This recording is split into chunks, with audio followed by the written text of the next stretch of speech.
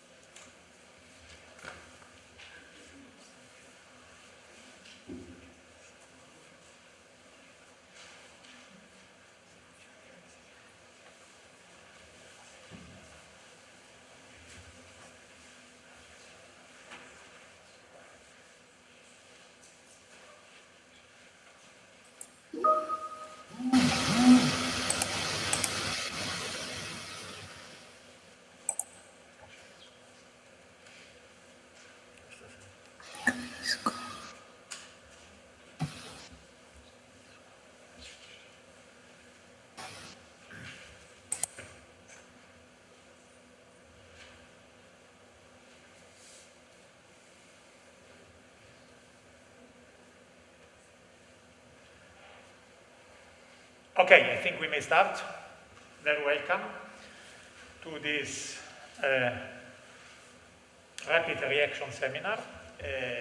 The idea to have this seminar is based on the fact that we feel that it is interesting to go a little bit more into the details of the legal implications of the current situation in Ukraine. As you may know, the situation is evolving and it seems that they are very close now to occupy to enter and to occupy the whole territory.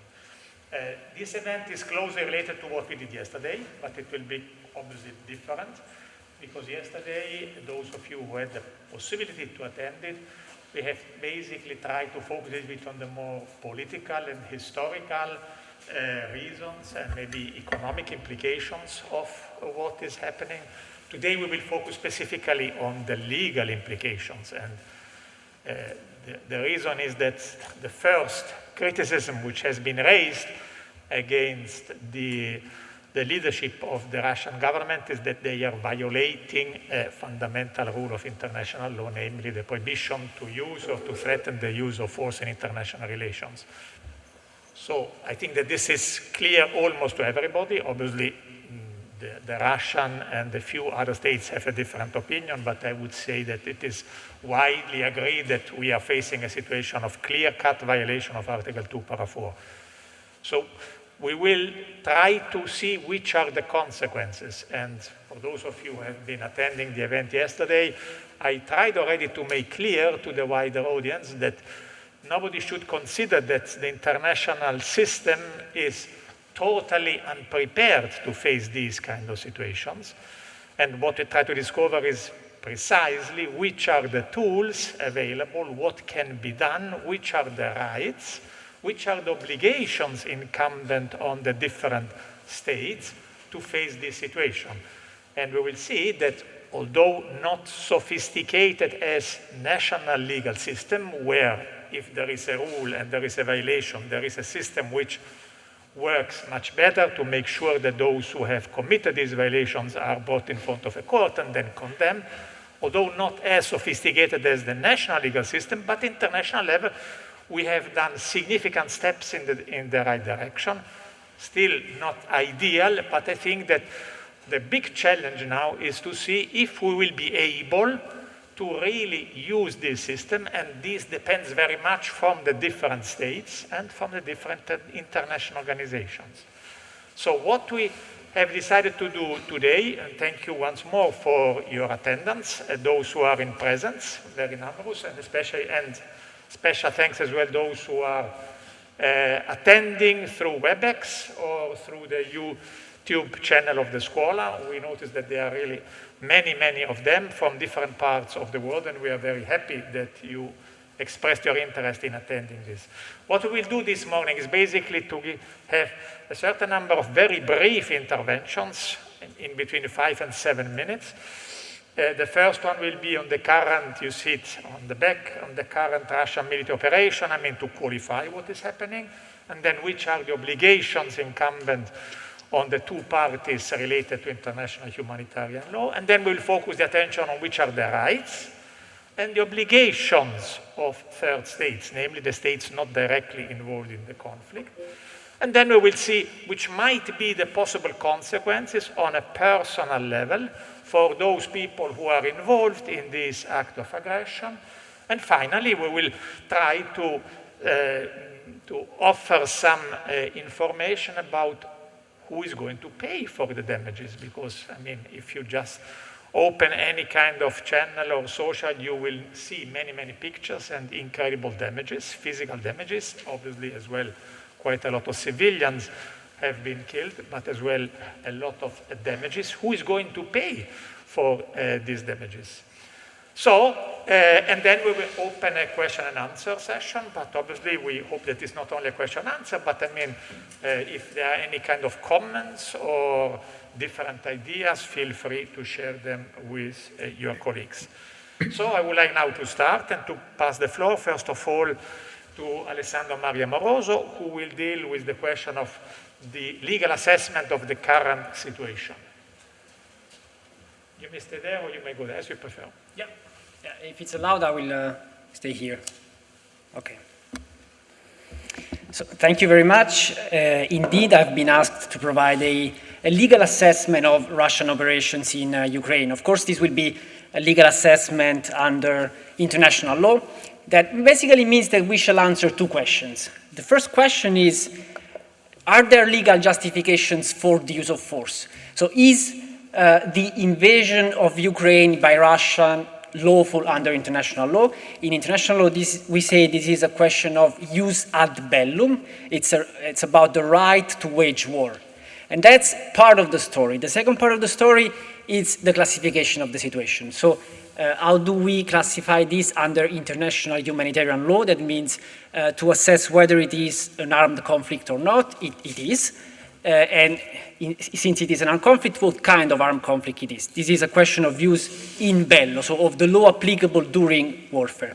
But let's move immediately to the first question. So are there legal justifications for the use of force by Russia against Ukraine? Short answer, no.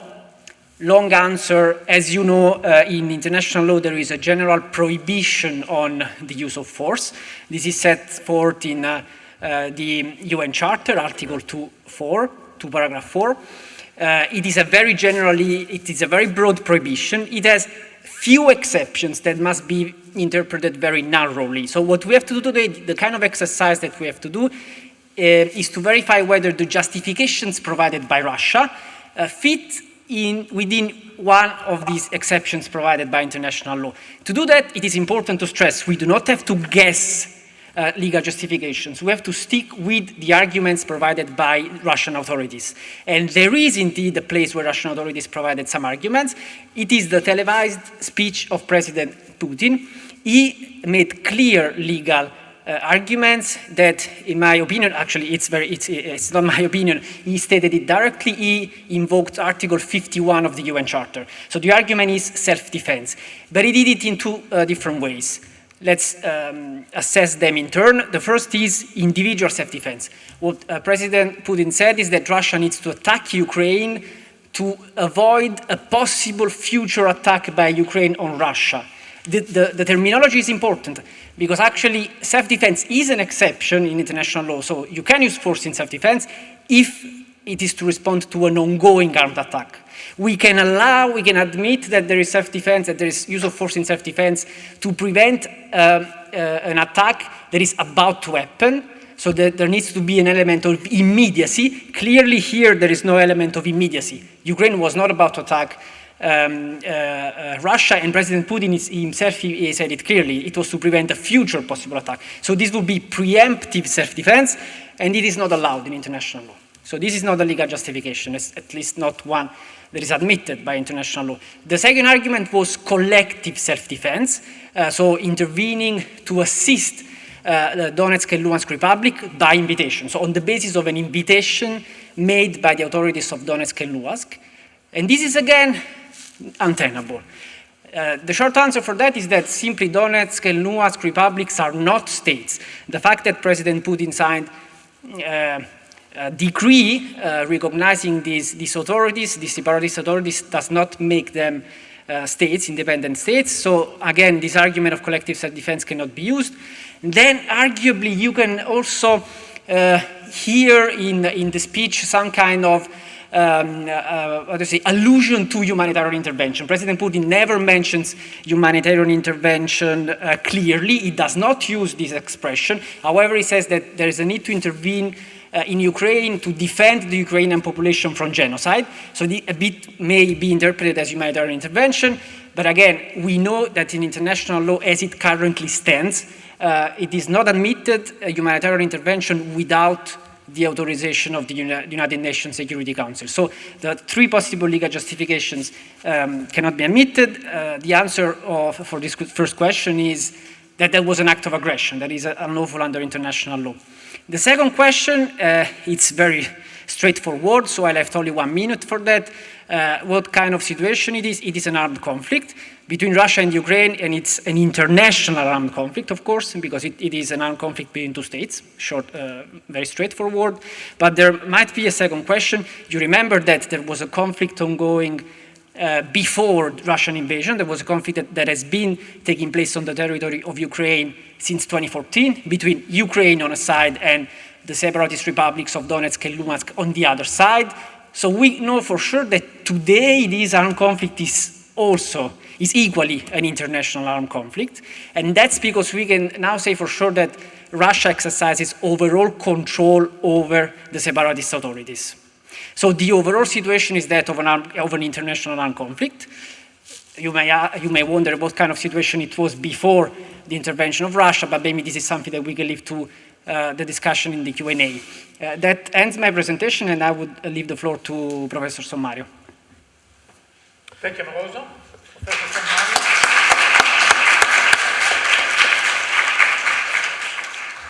Thank you very much. Can you all hear me properly? Great. Yes, thanks for Professor De Guttry for organizing this event, and thanks to all of you for being here, and to all of the ones who are following us by WebEx. Ok, ciao, senti, passato il Corriere a mettere così. Okay. Very quickly, I will be presenting on the legality of the action of the belligerents under international humanitarian law. Now, you might first ask, what is international humanitarian law, also known as the law of armed conflict, also known as jus in bello? It's basically a specialized branch of international law which imposes limitations on the way in which... Perché ieri era giovedì grasso. Can you please switch on your microphones, those who are following us from home, because we hear people laughing and chatting. Thank you. Okay, so I was saying, by introducing limitations on the way in which the conflict can be fought. It does so in two different ways, basically. On one hand, it tries to or imposes obligations to refrain from attacking and actually obligation to protect certain categories of people who have either not taken part in hostilities, so mainly civilians, or have stopped taking part in hostilities. So these might be combatants who are sick or injured and have surrendered, or combatants who have been captured. So on one hand, protection of certain specific individuals, categories of individuals. On the other hand, it tries to limit the use of violence to what is strictly necessary to achieve the aim of the conflict, which is to defeat the enemy. And in doing so, it prohibits, for instance, the use of certain weapons which are indiscriminate and you cannot point them at a specific military objective, or weapons which are considered to be to cause effects which are not acceptable, not too cruel. So these are the two, let's say, legs on which international humanitarian law works. Now, thanks. Going to the first limb, we said that IHL tries to spare certain categories of persons, and it imposes specific obligations on the parties to the conflict. First of all, you need to spare civilians, meaning that you cannot attack them. You should always distinguish between civilians and combatants, and you can only point and use military force against combatants, not against civilians. Now, in the framework of what we have experiencing over the last few days, it struck me that at a certain point I was reading yesterday that the Ukrainian authorities are providing weapons to civilians, are arming civilians, seeming that they invite them to either defend themselves or actually taking direct part in hostilities. Now, it should be stressed that civilians are protected as long as they behave as civilians, so as long as they do not take part in hostilities. If they do take part in hostilities, then they lose their protective status. They can be considered as being legitimate military targets, so they can be shot at, basically.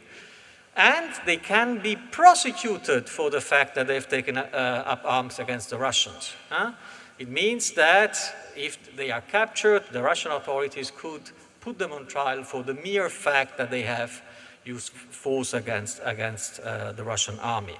Now, I should also add that there is an exception to this rule, which concerns the so-called levée en masse.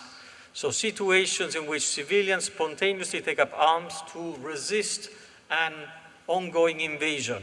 In these circumstances, civilians who are captured would not be considered as unlawful combatants and hence put on trial for having taken part in hostilities, but should be still considered as POWs if captured. Well, even if they are captured, this doesn't mean they can be treated in any disrespectful or a hideous way. They should still be treated humanely. Certain guarantees need to be granted on them. And once the conflict is over, the idea is that combatants who have been captured, so former POWs, should be released, and also civilians could be released. Obviously, still let's keep in mind that they could be tried for having taken part in hostilities. Moving now to the last part of the presentation, we said that the second limb on which IHL relies is the one which aims at minimizing the use of violence. And this means that there are restrictions on the so-called means and methods of warfare that belligerent parties can use. Of course, these limitations apply to both parties, both the Russians and the Ukrainians, okay? First of all, the parties need to make everything feasible to make sure that what they are attacking is actually a military objective. This is not really important when it comes to military objectives which are by nature military tanks, military bases, or enemy combatants, of course, but it is important to make this distinction when it comes to so-called dual-use objects. So buildings or facilities that might be used for civilian purposes, but also be used for military purposes. If the Scuola Sant'Anna is used by the Italian army to host Italian soldiers during an armed conflict, then notwithstanding the fact that it is a civilian building, it has civilian purposes. If it is used for military purposes, it loses its protection and can be attacked by the enemy, okay? So this is the first thing. The second obligation that IHL imposes is to avoid causing, in the framework of military operation, collateral damage, meaning avoid causing damage to civilian or civilian objects. This is particularly important when it comes to belligerent operation conducted in urban areas, in densely populated areas, where the use of certain weapons is normally considered to be prohibited. You shouldn't be using so-called area weapons, weapons which can affect a very large area with one strike, because there is a high risk of causing damage to civilian building and killing civilians. So these sort of weapons should not be used in the first place. There is, however, a rule which allows the killing of innocent civilians during armed conflict. We know this is what is commonly known as collateral damage. So during an armed conflict, if a state attacks a specific military objective and it thinks that it will gain a significant military advantage from attacking that specific military objective, then a limited amount of civilian damage is allowed, including the loss of civilian lives. The idea is that these collateral damage should not be disproportionate if compared to the military advantage that the attacking party is expecting. One last thing, states, parties should provide, if possible, an effective advance warning of the attacks they will be launching. This is particularly important when they have control over the airspace, and it seems to be the case now in the Ukraine. So if a state is in a position to give an advance warning to allow the population to flee a certain area, then they should do so. And lastly, they should refrain from using weapons that have an indiscriminate effect. So weapons whose effects cannot be directed at the specific military objectives. So chemical weapons, bacteriological weapons, and so on. Okay? So these are, by and large, the basic rules that the belligerents should take into account in the conduct of hostilities. Thank you.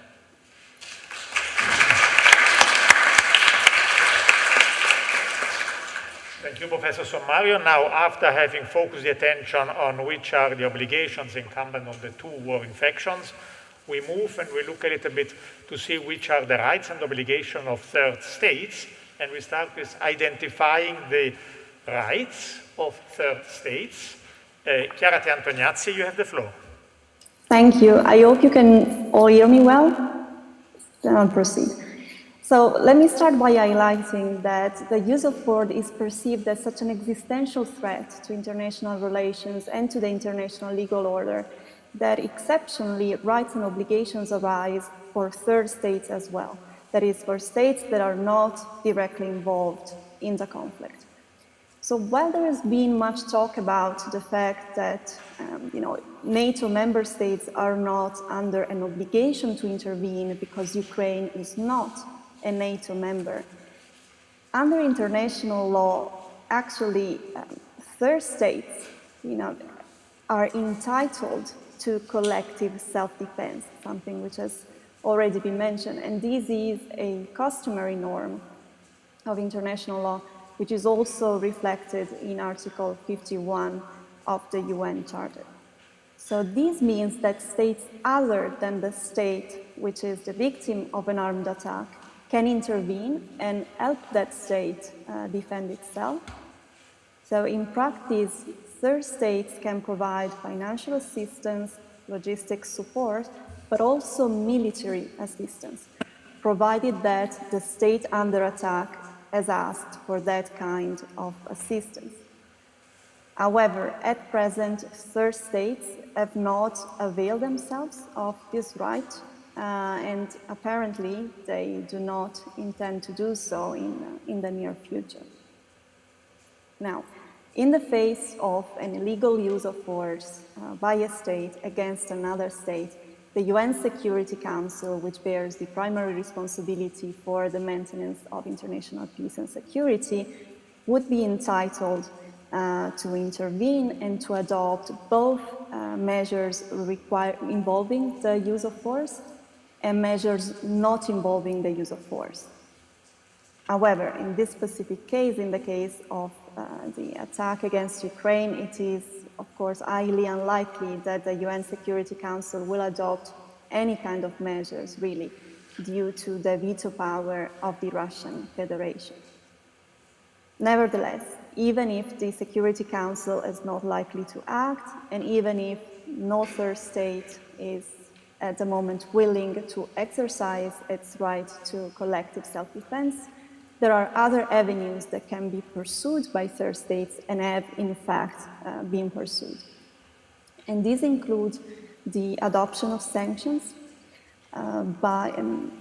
against the Russian state and against Russian individuals or entities, sanctions which have already been adopted by regional organizations, such as the European Union, and by individual third states, which include the UK, the US, Japan, and others might follow.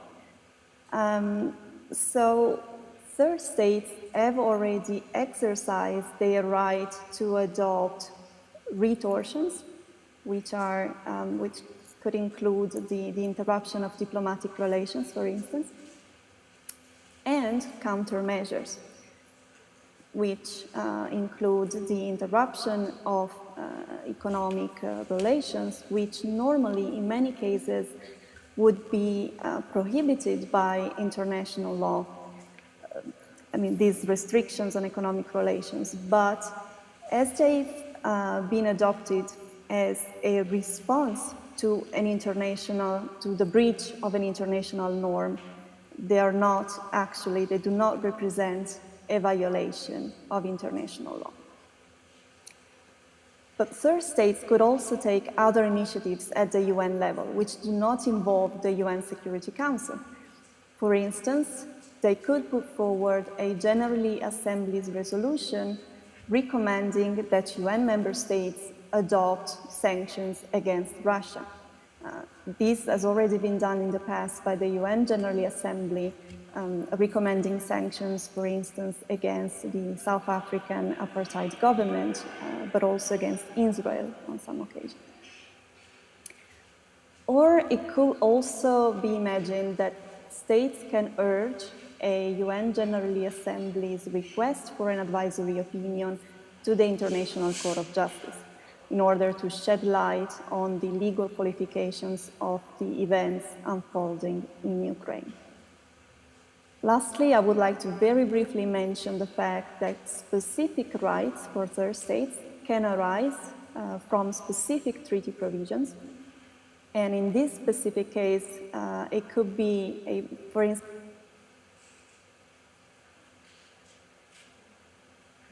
we lost you. Okay.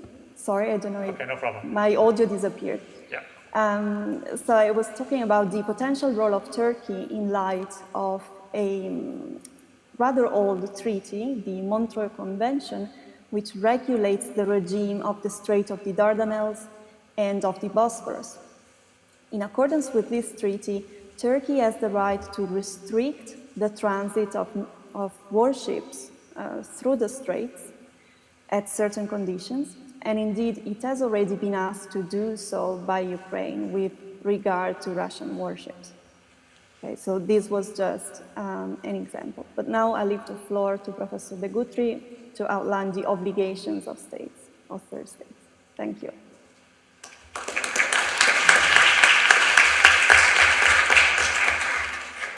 Thank you, Chiara. Yes, it is interesting to notice which are the rights of the states, but I think it's even more interesting to identify which are the obligations, because obligations have to be respected by states.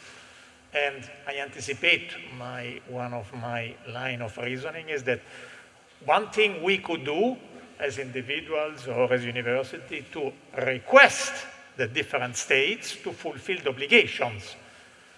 The rights is something they can decide if they would like to use them, yes or no, but the obligations have to be fulfilled. Now, which are these obligations? The first obligation is obviously not to support in any manner the state who is attacking another state, not providing any kind of assistance, being direct or indirect, not providing any kind of intelligence, because in doing so, obviously, they would become co-aggressor. Now, if you look to the case of Belarus, it's quite evident that they are co-aggressor. Now, we are focusing very much attention on Russia, but exactly the same rule will apply to Belarus, because they not only allow the use of their territory to carry out this armed aggression, but most probably they at least declare that they are ready to send as well their troops. But even merely allowing the use of their territory to launch the armed attack means that they are co-responsible. The second obligation is not to recognize any illegal occupation. Therefore, this doesn't mean that we will not recognize Ukraine, because I noticed that there is some kind of ambiguity, especially in the news, when they ask the minister, but are we going to recognize the new governments? The new governments are not recognized, but it is a state which has to be recognized. But we will never be able, as states are not allowed to recognize an illegal occupation. And therefore, as you may know already now, when there are meetings in which different states attend, and there is Russia as well, all the states have to make a clear statement at the very beginning saying, we are attending this meeting in the presence of the delegates of Russia, but we would like to make clear that this doesn't imply that we recognize the illegal occupation of Crimea. Therefore, in the future, most probably what we have to say, the official delegates of the different countries, that we do not recognize any consequence attached to the illegal occupation of Ukraine. The third and maybe most interesting and more tough obligations we have is that to prosecute persons who are accused of having committed crimes against humanity. Now, as it has been emerging very clearly from the presentation of Alessandro Maria Moroso, in this very moment there is a wide majority of states who are qualifying what happened as an aggression, an illegal use of massive force in international relations, and therefore there is a responsibility of both the state as such, and you know the consequences, but as well of the individuals, from those who have given the orders to those who executed the orders at all the different levels. And every one of these persons is personally responsible for having committed a crime against humanity. And the obligations of any state is to prosecute them should these kind of people be on their territory. What does this mean? In other words, that I would not recommend to anyone who had senior position in the military operation, current military operation in Ukraine, to leave Russia, because the consequences might be that they could be easily arrested by the other states. And this not could, but they must be arrested if the state respect their international obligations. And you know that there are a certain number of cases, including the then Secretary of Defense, Rumsfeld, who was the architect of the illegal operation in Iraq, who decided to pay a visit to the American troops leaving to Iraq war number 2, and there has been an issue with the Germans because the German prosecutors decided to issue an order of arrest if he touches the soil of Germany on the basis of these obligations. And you know that at that moment they dissolved it in a diplomatic manner because he decided not to come to Germany. Last but not least, member states have an obligation, if they are drafted in this manner, to implement, as it has been underlined previously by Chiara, UN Security Council resolution if they are decided. We know that this is not going to happen due to the exercise of the veto right by the Russian, but it might be that we are obliged to implement these sanctions if they are adopted by other regional organizations of which we are part. Nowadays, yesterday and today, the European Union will define these sanctions, and they will be adopted in such a manner that we have to implement, not that we can decide if we implement, we are obliged to implement, and therefore we could do some exercise of pressuring on the state to fully implement these decisions. Last but not least, please let me remember that there is an obligation stemming from the statute of the International Criminal Court to cooperate with the International Criminal Court. This will be the topic which will be addressed in 1 second, but there is a general obligation to cooperate with the International Court. To finish with, the message I would like to share with you is that also individually or as groups or as students or as an institutions, there are things which we could do without hoping to change the world, but minor issues, for example, asking our states to fully implement these obligations and to respect these obligations. And I repeat that according to me, it is in the interest of all the states, of all democratic states, to see international rules respected.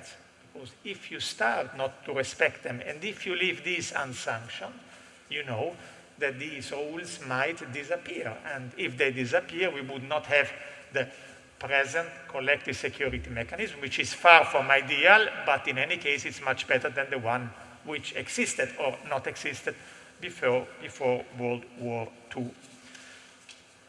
Having said this, now I would like to pass the floor to Luca Poltronieri Rossetti, and he will introduce you to the question of the possible role to be played by the International Criminal Court. Luca, you have the floor. Thank you so much, Professor. If we can go to the next slide. Yes, I'm going to talk about actually individual criminal responsibilities. So far we've been talking about the obligation of states and also, for instance, of Russia as the aggressor state. But I will talk about individual criminal responsibility and the effects of the current Russian military operations in Ukraine on the jurisdiction of the International Criminal Court. Now, to start with, I need to recall a very well-known fact, that is that the Russian Federation and Ukraine are not state parties to the statute of the ICC. So this means that in principle, the International Criminal Court would not have jurisdiction on what happens on the territory of those two states. Now, while this is true, Ukraine has availed itself of a faculty which is provided under the statute of the ICC, Article 12, Paragraph 3 of the statute, which allows third states, states which are not parties to the statute, to nevertheless accept the jurisdiction of the court on the basis of a special declaration of acceptance. Now, Ukraine did so back in 2015 in relation to events that took place on its territory since 2014. And this declaration, and this is very important to our purposes, has a start date for the acceptance of jurisdiction, which is April 20, 2014, but it has no end date. So, quoting from the declaration itself, the declaration was made for an indefinite duration, for an indefinite period of time. On the basis of that old declaration, the prosecutor of the ICC has initiated a preliminary examination on the events that were considered by that and covered by that declaration, and in 2020 has decided that there is reasonable basis to proceed with an investigation. And of course, because this is a case of proprio motu, the prosecutor needs to seek judicial authorization to open the investigation for war crimes and crimes against humanity. So how is this relevant for the purposes of the events that are currently unfolding in Ukraine? Well, I want to touch briefly about two questions. The first one is whether or not the ICC can exercise its jurisdiction on the current and future conducts in Ukraine on the basis of the 2015 declaration. And the answer is certainly yes, it can, because that declaration has never been revoked by the Ukrainian government and it's still valid and running. So it is valid basis for the exercise of the jurisdiction of the court. The second question is on what crimes can the ICC exercise jurisdiction? And here the answer is probably not as satisfactory because we have been talking very much today and also yesterday about the characterization of military operations in Ukraine as aggression, but unfortunately the court will not be able to exercise jurisdiction on the conduct of aggression because there is a clear explicit exclusion for that in Article 15b, paragraph 5 of the statute, which clearly excludes the citizens of third states from the jurisdiction on aggression. So since likely the authors of this act of aggression are obviously Russian, so citizens of a state which is not a state party, the court will not be able to exercise jurisdiction on aggression.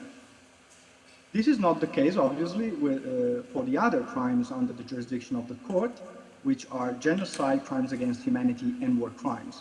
So the court will be in the position to exercise jurisdiction on these other crimes, irrespective of who commits them. And this is very important because obviously the court will be able to adjudicate not only crimes committed on the Russian side, but also on all other sides of the conflict. This means the Ukrainian side and any other state that might intervene in this situation. Now, these slides were prepared yesterday, but this morning we have been confirmed on the validity of this assessment by the prosecutor of the ICC himself, who is now on visit in Bangladesh in relation to the situation regarding the Rohingya. And he has made it clear that he considers the jurisdiction of the ICC is present, can be exercised on the basis of the 2015 declaration, but only for genocide, crimes against humanity, and war crimes, and not for the crime of aggression because of that textual exclusion in Article 15b, paragraph 5. So we could expect the prosecutor to monitor the situation in Ukraine and possibly in the future open a second preliminary examination in that situation with a view potentially to open an investigation, to seek judicial authorization to do so in the future. Now, briefly with regard to aggression, the fact that the ICC is not available, is not an available forum for the exercise of jurisdiction doesn't mean that the act of aggression cannot be dealt with in other fora. And this is because there are various states that have obviously introduced legislation in relation to the crime of aggression, and some of them have clearly provided for the exercise of universal jurisdiction. So I didn't have the time to check them all, but at least in Europe there are various states that allow the exercise of universal jurisdiction for the crime of aggression, certainly Austria, Croatia, Bulgaria, and also the Netherlands. And so we could expect in the future the exercise of criminal jurisdiction both at the international level, at the ICC level, for some conducts, and probably war crimes is the most likely candidate for the exercise of jurisdiction, but also on the crime of aggression at the national level. Thank you so much, and I very much look forward to any question and comments. Thank you.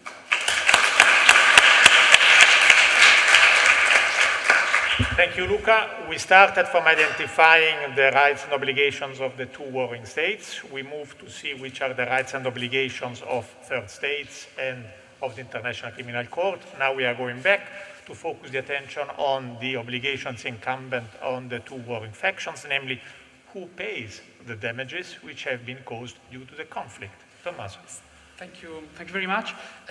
I'm going to deal with the issue of remedies and reparation in international law, and when we talk about remedies and reparation, we refer to the process of remedying the damage caused by an unlawful act. Generally speaking, these measures have the primary aim to reestablish the pre-existing situation before the occurring of the harm. However, under the idea of remedy, there can also be some measures with other aims, for instance, with the ultimate scope to obtain the cessation, or, to end the ongoing wrongful acts, or we have also some measures that want to vehicle reconciliation among the perpetrators and the victim. This is a very broad concept. However, it may be superfluous, but the starting point in the process of providing reparation is the occurring of an unlawful act. In the current Ukrainian case, there are two main levels at which it is possible to assess the presence of wrongful acts and damages. The first level is the interstate level, and here I refer to the armed attack, to the ongoing armed attack, the aggression against Ukraine by Russia, and we are talking about a war of aggression, which is forbidden by jus cogens. I mean that the violation of this prohibition is an attack, an arm to the basic values, the basic principle of the international community. It is also a collective right, an obligation erga omnes. This means that all states can have a legal interest in the protection of this prohibition. So Russian responsibility can be invoked by the whole international community, and the establishment of the Russian responsibility can lead to the request of reparation by the injured state, injured party. In this case, of course, it is Ukraine. The second level of assessment is the one related to the damages to the affected persons, particularly in violation of obligation of international human rights law, international humanitarian law. It is still unclear whether there will be serious violation of fundamental rights and whether remedies will be necessary. However, looking at the past example of Crimea, some violation unlikely to take place and some will take place in the future. So, for example, I think about killing of civilians, systematic damage or requisition on properties, or future damages or harm for explosive remnants of war. Of course, these are the possible violations, but what are the remedies? So from now, I stick to the interstate level because it is the most relevant at this point for this situation. And the relevant document, of course, is the 2001 draft articles on responsibility of states for the internationally wrongful acts. And of course, they are for interstate violation. And when a state breaches international law, the first obligation is to cease that act, is to offer appropriate assurances and guarantees of non-repetition. Of course, at this point, we can already point out one of the flaw of this system of state responsibility. And I refer to the lack of effective enforcement mechanism. We can refer to the Crimean case. It is still, the occupation is still ongoing and it started in 2014.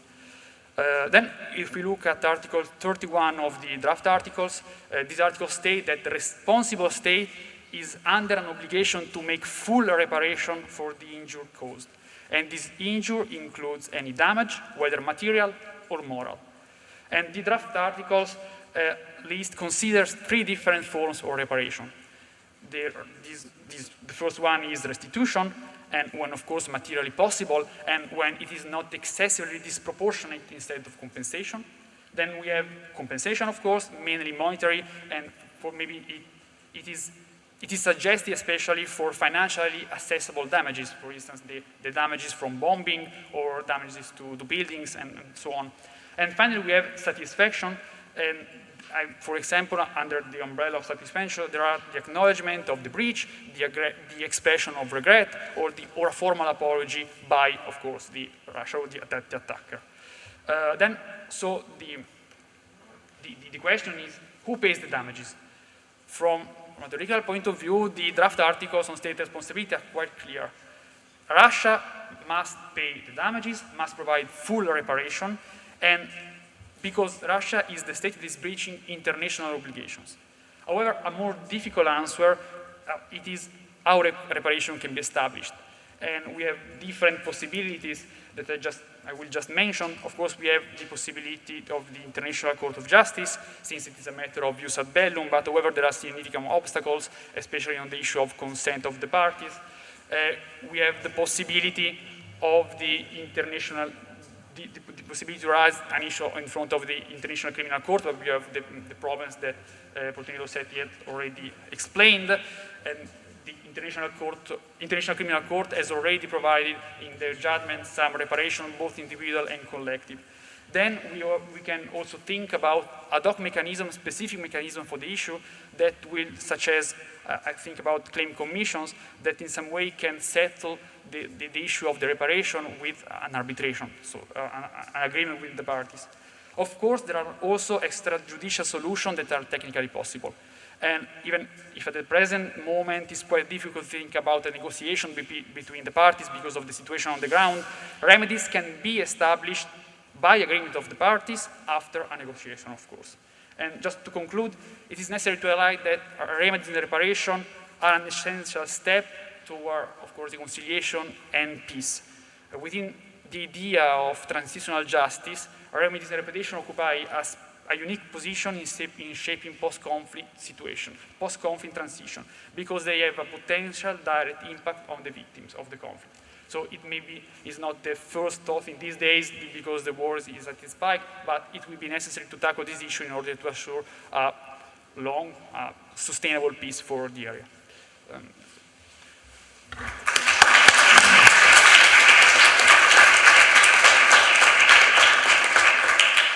Thank you, Tommaso.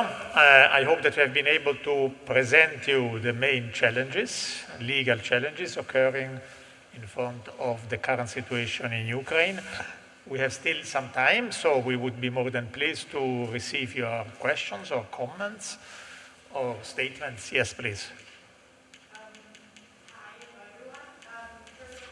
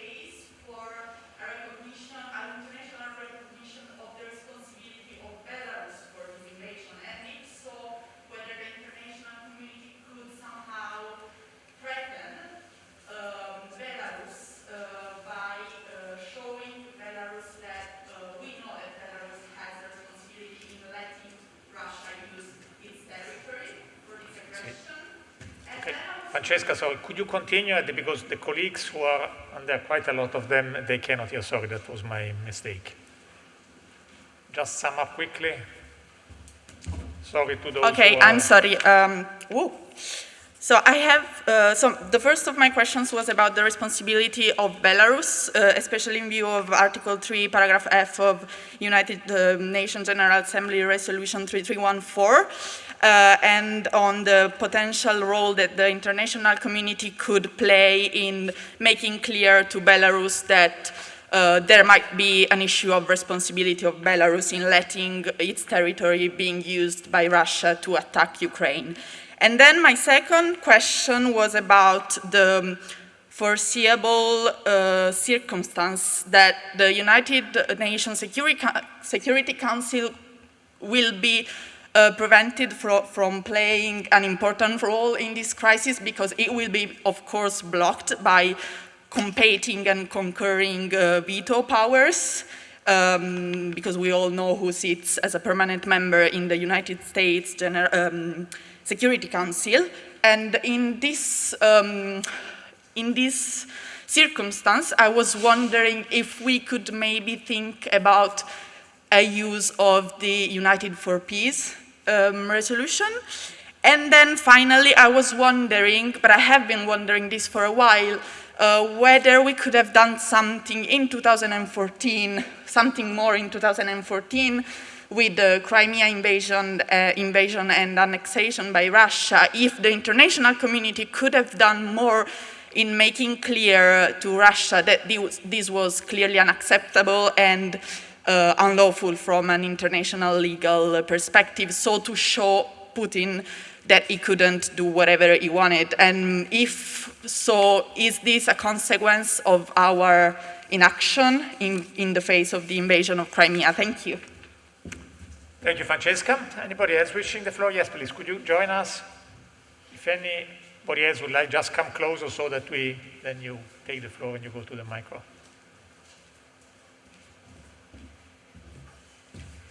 Thank you very much. And I wanted to ask about Belarus as well, particularly with regards to state responsibility, and that's the issue of reparation that Tommaso talked about.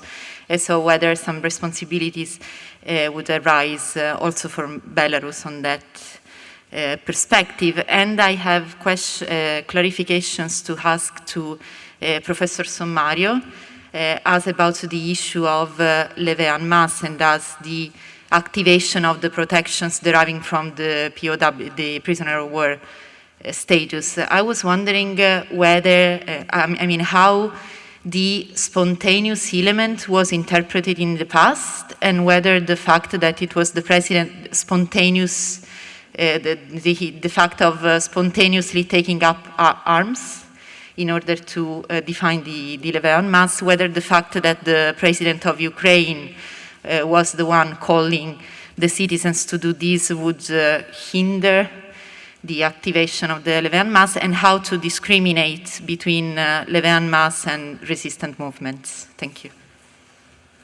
Thank you. Are there anybody else wishing to take the floor? Yes, please.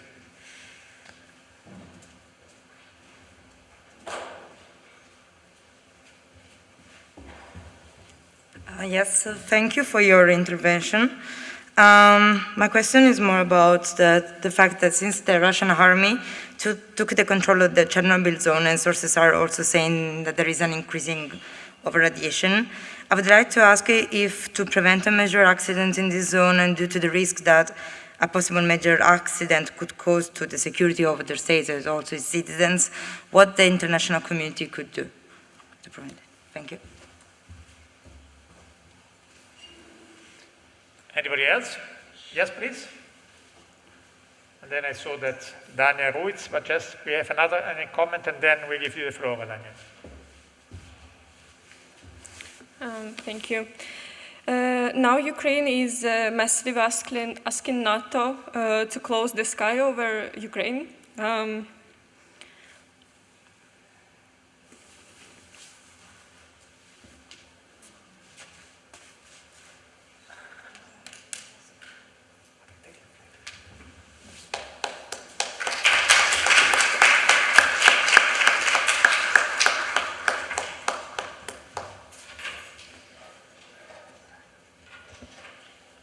Okay.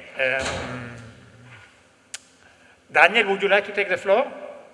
Yes, I would like just to add an interdisciplinary look at all these issues that are not strictly legal, is the influence of the provision of gas and other resources from Russia, the influence that this may have had in the lack of action of, in particular, of European states, because it's not just that the laws exist, it's also the interests of the countries to intervene or not intervene.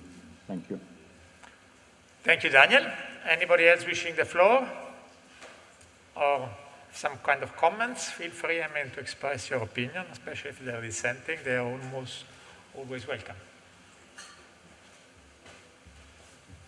I was wondering about the role that regional organization may play into this context. For example, the Council of Europe, even knowing that the scope is, if its action is really limited, if it is possible for the Council of Europe to play a role in pressuring Russia or the European Courts of Human Rights relating to interstate interstate judgments or this. Thank you. Thank you. This issue of the potential role of regional organization is very relevant. And thank you. Anybody else wishing the floor? Yes, please.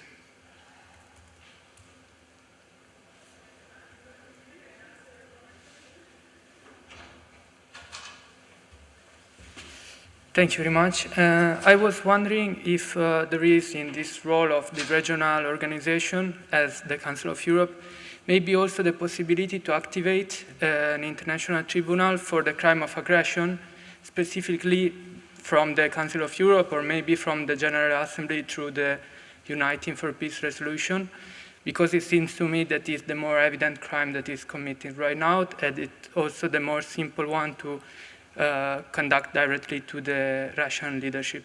Thank you. Thank you. You would like to give us the question of your colleague, Andrea? Okay, hi. So the question is, now Ukraine is massively asking NATO to close the sky over Ukraine, meaning at least to establish a peaceful sky. NATO rejected that demand. Is there the chance of gaining a positive result for Ukraine in this issue and overall in general support from NATO?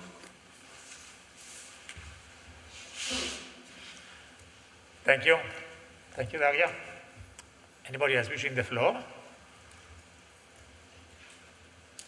Okay, shall we start now? We do a first round, and then if anybody else has additional questions, feel free to ask them. Who would like to take the floor or provide? Let me make it very short. Start from. I hope this. Can you hear me? Yeah.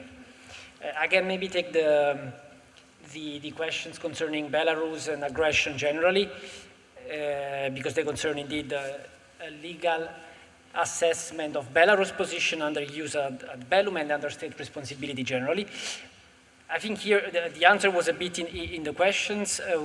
Professor de Guttry was already mentioning that certainly the actions of Belarus are sufficient to qualify it as co-aggressor. Article 3, letter F of Resolution 3314, that includes an annex with the definition of act of aggression. This is actually an aggression in itself, so it's not merely a complicity in international wrongful acts. By the way, I also would point out that there have been several allegations of armed attacks conducted also directly from the territory of Belarus, including by the use of ballistic missiles that would even overcome the problem of going to Resolution 3314, because that's purely an armed attack, an aggression in itself. So to make the point more clearly, if you want the legal assessment that you should follow is the following. For ballistic missiles that left the territory of Belarus, or troops, Belarusian troops leaving the territory of Belarus, this is the armed attack of Belarus. For providing assistance by letting its territory to be used, this is act of aggression under Article 3F. And these are the full answers, so you do not need to resort to Article 16 of the Article on State Responsibilities that define complicity for that, because you have a stronger legal basis in the definition of aggression. Let me also add one last point.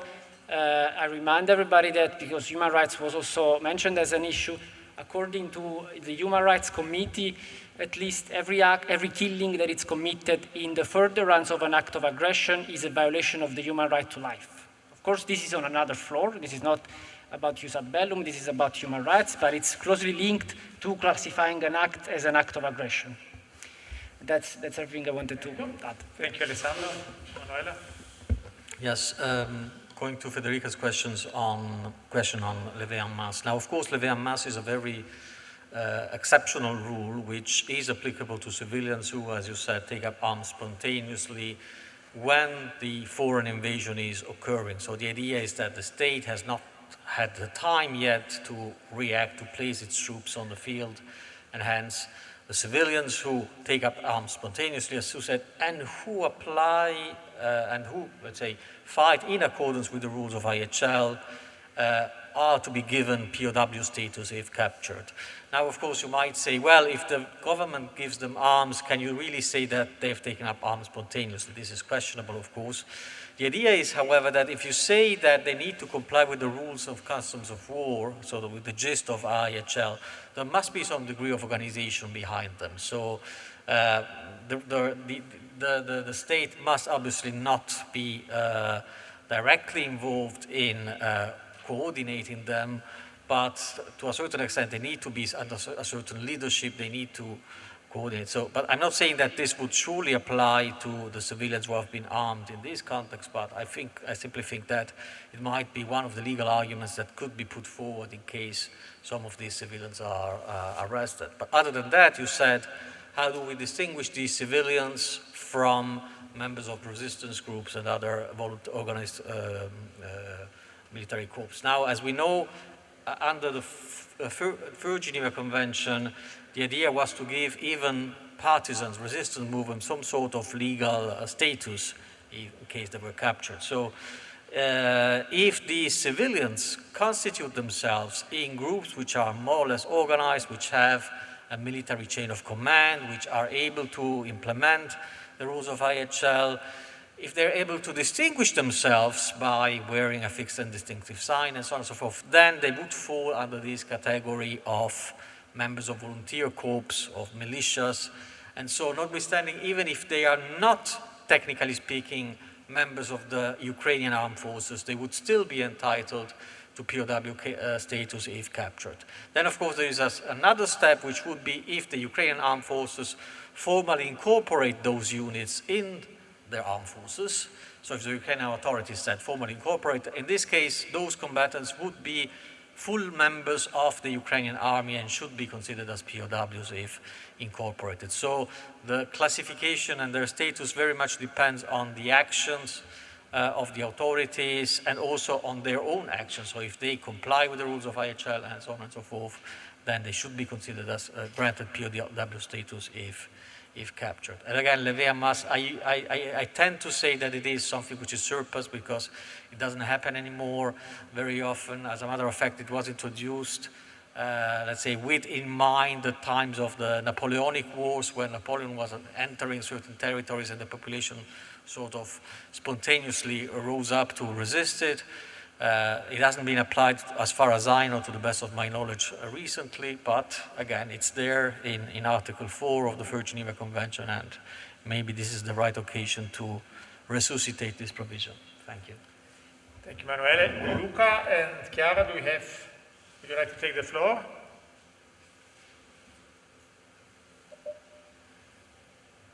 No, Chiara, you first. Okay, I'm not sure whether there were really questions relating to my part of the presentation. Maybe in relation to the Uniting for Peace resolution that has been mentioned. So I'm not sure if there would be an added value here in the sense, yes, the UN Security Council is, blocked by the veto power, but there is collective self-defense. I mean, that is already available, so there wouldn't be, if we are talking about the use of force as a response, there is no need for an authorization by the UN Security Council, we could say. And otherwise, yes, if on the other end we are talking about sanctions and other kinds of measures not involving the use of force, then yes, probably a resolution of the UN General Assembly, as I was mentioning, has already happened in the past, might reinforce and give greater legitimacy to the adoption of sanctions by a wider group of nations. But there also are like this, regional organization within which these sanctions can be adopted, and sanctions have been adopted by individual states as well. But the UN General Assembly can definitely play a role, an important role. Thank you. Thank you, Chiara. Luca? Maybe briefly on the issue of the possible creation of a special international jurisdiction on aggression. Well, as you know, also the attempt to bring the Kaiser after the First World War to account to justice related to the violation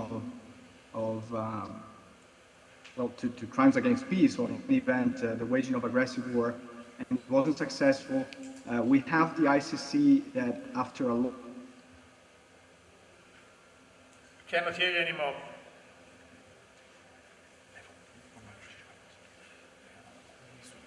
Okay, waiting to establish the connection with Luca. I don't know if Tommaso would like to add anything. Only on the issue, since there are not questions directly to the issue of reparation, I would like to address just briefly the issue of the resolution Uniting for Peace. And I mean,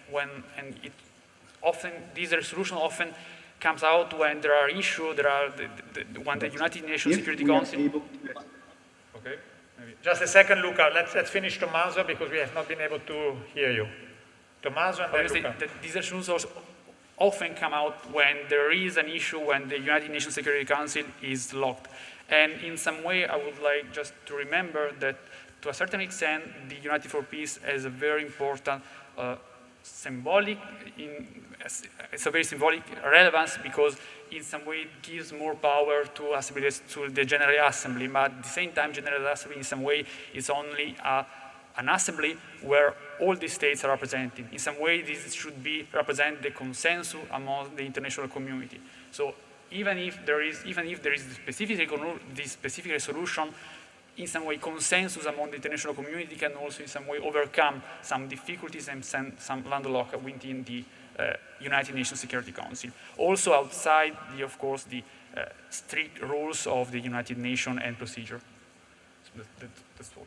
Thank you, Tommaso. Luca, do you want to finish? Yes, I don't know at which point you lost me, but I was just saying that I don't see particularly viable the solution of having a special court or ad hoc jurisdiction for the crime of aggression in this situation. And I was just pointing out that the possibility that jurisdiction is exercised at the national level, also for the crime of aggression on the basis of universal jurisdiction, is not necessarily a lesser form of criminal justice. I know that it is understandable that people would like to see an international tribunal deal with these matters, but we have to work with what we have, and probably to have some proceedings at the national level on the basis of universal jurisdiction is better than nothing. Thank you, Luca. I will try to provide two more answers to questions which have not been addressed so far. The first one is the question of by Francesca Partipillo, the relevance of a UN Security Council resolution which will be vetoed. Today, the Security Council is supposed to adopt this resolution, Everybody knows that it will be vetoed, obviously, by Russia. It has made clear that in any case it would contribute to show how much Russia is isolated in the international community, and I think that this is already an important signal. In previous cases, as you may know, there has been attempts to justify activities based on UN Security Council resolution which got a vast majority but were vetoed to justify certain kinds of activities, but this has been rejected. But I would say that the political goal of clearly demonstrating how isolated Russia is, if this will prove to be the case, that is already worthwhile to undergo this procedure and to go to voting in the UN Security Council. As far as Crimea is concerned, has the international community done enough? Yes, now it's easy to say no. There have been sanctions. The sanctions have, in that specific case, not proved to be very effective. There has been a long debate about the sanctions and if they are really relevant and useful. My personal opinion is that sanctions might be extremely useful if they are really smart sanctions. There are a lot of studies and investigations which prove that stupid sanctions create exactly the opposite. They reinforce the support by the local population to the government, if the government can present this as an attempt of an attack by the international community. Look at what happened in Iran, where the goals of the sanctions were to try to convince the local community, to make them so exasperated that they will try to kick out the Ayatollahs, and on the opposite, it had been the sanctions have contributed to reinforce the power of the Ayatollah. So the big challenge is to find the good sanctions which really affect those who have taken this kind of decisions. So probably, yes, we have not done enough. The signal was not strong enough. Let's hope that we have learned something, because if we do the same mistakes, then it will become very dangerous situations for other potential areas interested. As far as the question of Daniel is concerned, yes, we have not focused very much during this event today on other aspects, which are obviously closely interlinked. We have addressed them yesterday, but it's quite obvious that there is a lot of implications on the decisions of the EU to adopt certain kinds of sanctions or others, because obviously we continue to be dependent to a large extent from the provision of gas and oil coming from Russia. The question of the regional organization, I think, very interesting. You know that there is an organization which brings together all the states involved and the third states as well, namely the OSCE. Now, the OSCE obviously has been created during the Cold War. It's very fragile from a formal point of view. They have done some interesting steps, introducing the so-called consensus minus one principle. You know that in the past, decisions or any kind of political resolutions of the OSCE were dependent on the consensus, so everybody had to be in favor. So if there is someone who disagrees, as in this case it would be Russia, obviously forget it. They have introduced step by step the so-called consensus minus one principle, according to which we do not consider the vote of the state directly affected by our decisions. And you know that they have taken a pretty clear-cut resolution, but obviously the OSCE is a political body. That's not much they can do. I'm a little bit more skeptic that the Council of Europe could do something, because I mean, yes, through the European Court on Human Rights, they can condemn if there are cases which are brought to them, but I'm not sure if this would be really extremely important. Now, the last question, which has been raised by Daria, would it be possible for NATO, for example, to introduce a total ban of the skies over Ukraine? Legally speaking, yes. I mean, it would be self-defense. And by the way, we have done it already. When Saddam Hussein decided to use gas against the Kurds, Italy and another group of states decided to do exactly this. They created an artificial line in the territory of Iraq, and they told you cannot cross it. If you cross it, be it by air or with your tank, we will destroy them. Now, and so it is technically possible. It is not an obligation. It is a political decision, and what we are missing is the political willingness to do this. And the reason is simply that in the moment you say no military aircraft can overfly Ukraine, you have to be consequent and you have to implement it. And if you implement it, there, formally speaking, you are at war with Russia. And this is exactly what NATO would like to avoid. Now, if this is right or wrong, everyone has his own opinion, but it's clear that we do not have an obligation to do it. There is not enough political support within NATO members and within the European Union members to use force as a means to support Ukraine.